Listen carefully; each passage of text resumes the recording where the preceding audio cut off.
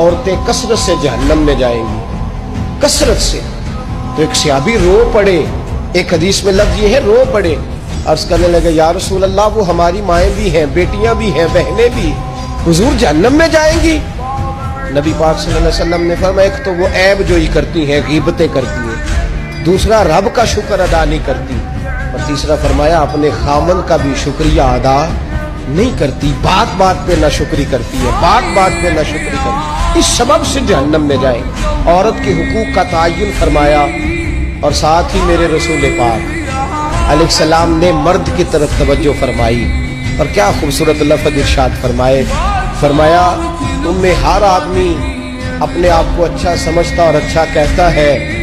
ہر آدمی کہتا ہے,